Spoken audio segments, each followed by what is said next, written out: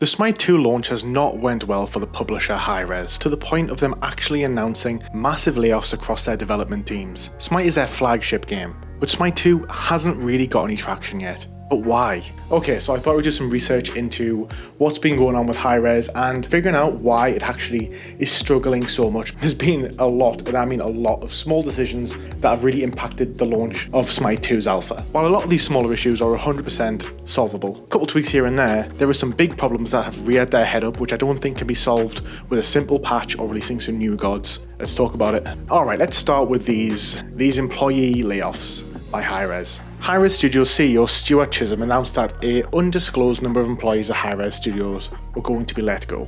I always love how CEOs mismanage a company to the point of running it into the ground, and then the employees suffer. Then they think the next logical decision to do is to just sack all the employees. For me, this just shows even further mismanagement if you think the next step is to let your employees go. Smite 1 has generated over $300 million since its creation. So sacking 10 employees on $50,000, $500,000 a year, $1 million a year, that's going to really save a company in the short term. No, it's not. I always think redundancy should be the very, very last thing, not the first thing. But Smite 2's alpha has only been out for 2 months. So to make such a drastic decision after 2 months it's mismanagement. It's what it is, through and through. And of course, I'm blaming it on Smite 2's alpha underperforming, which we'll get to in a moment. Before we get any further, do you think redundancies are actually a good way to save a failing company? It's obviously a very complicated thing. I'm not going to stand here and pretend to know everything there is about businesses, especially companies that I'm not involved in. But let me know in the comments down below what your thoughts are on these redundancies. Okay, so Smite 2's bad reception and underperformance. Well, it does currently sit at a 55% review score on Steam. And when you look at the player count, it is quite low. It's quite low. It sits around 2,000 players a day, which is only 25% of what Smite 2 is getting with around 7,000. But of course, Hi-Rez themselves are speaking like Smite 2 has had its full release, when it hasn't. Smite 2 is in alpha. For a company to be making massively drastic decisions about their employees 2 months after a release of an alpha, that tells me that Hi-Rez actually don't class this as an alpha. They actually class this as a full release. And another thing that's definitely held them back is the fact that Smite has always been free to play. All big MOBAs, League of Legends, Dota, these games are free to play. You have to pay to play the Smite 2 alpha. And it really makes you wonder why. Is it just taking advantage of those hardcore players? Because we all know that if Smite 2 was free to play right now, there'd be way more players playing. And they'd be making more money from things. But of course, there's not enough actual skins, etc. in the game yet to be generating much money from Smite 2. So I understand why you kind of got to pay to get in. But I just don't think any crazy decisions should be made when it's in its alpha. I don't have the console player stats. I have played Smite 2 on PlayStation 5. As a console game, I feel like I can say this. Most of us don't know what an alpha game means. Most of us are really confused. You look at the game, you look on the PlayStation Store and it says it's coming out in March, but you can play it now. And it's a very confusing way to present the game, I have to say. It's really, really bizarre. And I think it's probably put a lot of console gamers off. I just don't know what they were thinking by making it pay to play an alpha when the game has always been free. And of course, another reason, which I think this one is solvable, we're going to get the biggie. We're going to get the biggie in a minute or two. In a minute or two, just stay with us because there's so much. I've got so many thoughts on how poorly Smite 2 has been handled. Obviously, a lack of content. And of course, the most obvious one is the lack of gods. So Smite has 130 playable gods in it. And Smite 2 released with around 25, 24, and now they've released 2 or 3 more. There's like 28 playable gods for 5 lanes, 5v5, which basically means there's only 3 or 4 gods per lane. They've come out now and said there's going to be 50 gods in launch in February, March time, which is excellent for them. But it's still actually less than half of the gods that were available in Smite 1, which I just think is really poor. And it's like, it's not the fact that there's not enough gods. I think the fact is, it feels like a step back from Smite 1. And you don't, when you, I'm saying it now, I feel like I shouldn't have to say this, like, a sequel should be better. And you should go in with every intention of making your sequel better. And one thing you don't do for a sequel, a direct sequel, is take away content. It's just not what you do. Now, I only actually started playing Smite in this year. I started playing Smite about 6-7 months ago. First MOBA I've ever really played, and I love it. I do love Smite 1, and I like Smite 2 a lot. I'm making this video to create a dialogue with yourselves, and there's a lot of stuff about Hi-Rez that's come out now which is really putting them in an unfavorable light for me, and I want to share what I think about it. Now, Smite did come out in 2014. I played it 10 years, 11 years after. I think it was 2014-13. And because it was so old, you could forgive so much of the problems with Smite. It looks janky. it's outdated, it feels outdated, it looks outdated. The menus are really not supportive for controllers and consoles, and the game crashes all the time. It does. And things don't carry over and blah, blah, blah. But you could forgive it because it was 11 years old. It was. You're like, you know what? It's an older game. It's a MOBA. It's an older game. Smite 2 has a lot of the same issues. Bear in mind, it's been built on a different engine. It still crashes constantly. It still is plain and barren. And yes, it's an alpha. I get that. But the game's meant to be released in 6 months. Bugs and stuff can be fixed, but everything about Smite 2 still kind of feels like it was made 5 or 6 years ago. It feels still outdated now and it's not even been released yet. Not only is there only 25 gods, there's only 2 game modes, Conquest and Arena, and you think, why didn't they release at least Joust or Slash? I think Smite suffers with content to bring in more and more players. Yes, there's a dedicated fan base for Smite, and you might be if you're watching this, and I would play Smite even if it just had Conquest and Arena. I would, and I will.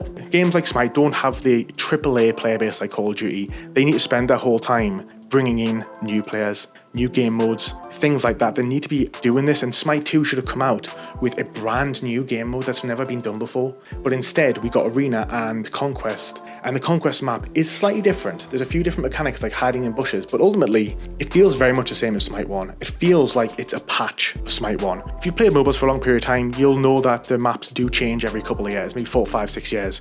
There's different versions of Conquest, there's different main modes. Smite 2 generally just feels like a patch from Smite 1. That's how it feels right now, which is not what you want a sequel to feel like, and there's no way in 6 months it's going to feel any different. Okay, what is that biggest problem that I think that they're facing right now? I think this is a biggie. I think the biggest problem is massive lack of innovation. So Smite 2 very much feels like a patch from Smite 1. It does. There's just nothing different really. Yes, a handful of gods have been reworked with different abilities, which is nice to see, but that gets done periodically in games like League of Legends where they completely rebuild characters. Like, nothing about what we're seeing in Smite 2 is different. And this might not have been a problem for them with Smite 1. I don't know if it was the first, but it didn't have much competition, Smite. It was this third-person MOBA, which was much more pushable for new players, and it's a great game. I'm not saying it's not, and I also want to clarify, I'm not saying Smite 2 is a bad game. I'm saying it just feels very much like Smite 1, which is a problem for them when you have new MOBAs coming out which are innovating more. So there's 2 MOBAs that have come out in the last 3 or 4 months. We have Predecessor, which went full release in August, the same month that Smite 2's alpha released. This game, yes, is built from the shell of Paragon, but it's a different style of third-person MOBA, and it feels very different to Smite. It's firstly very multi-tiered, and the movement is so much better and it's more fluid.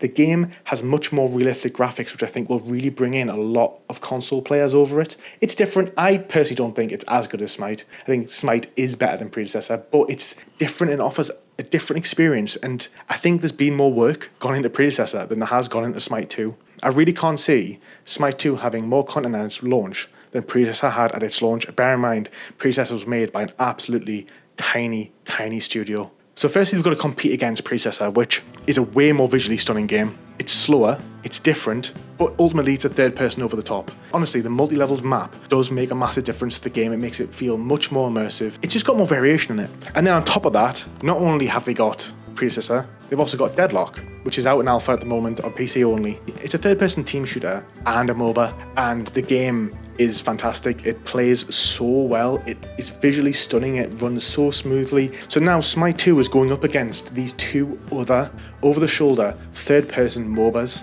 which have innovated more, and a lot of their stuff is obviously based on Smite. And then you have Smite, which is a lot more, outdated, I would say. I think that is their biggest issue. I think they've got competition now, and I think they've really got to evaluate how they're going to stand out. Because right now, they've just reskinned Smite 1 on a new engine, essentially is all they've done. They haven't provided any real innovation in any way. Deadlock is by far a massive change in direction from MOBAs, and it's a big leap. When does this leave Smite 2? I don't know. I can't see it not doing well, let's be honest. And I am looking forward to what they're going to do with it. And this video has been a little bit pessimistic. I don't want anyone to think that I hate Smite, because I actually love Smite so much. I want it to succeed. I really want Smite 2 to succeed. I just want to drop a little bombshell before I end this, which is, while I've been reading through these websites to get a bit of an understanding of what's been said around Hi-Rez, a lot of these articles open up with 2024 has been really difficult for big gaming companies. They've all failed and they've all made massive amounts of redundancies. Well, all the bad ones have. All the game publishers that have made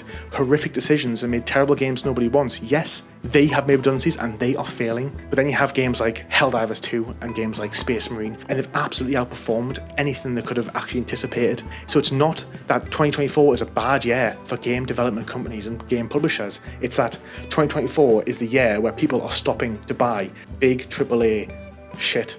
So to tie Hi-Rez in to this problem really concerns me, because I'm like, if this article's just comparing them to Ubisoft, then that's not something Hi-Rez wants to be associated with. No one wants to be associated with Ubisoft right now, let's be honest. Let me hear your thoughts. Peace.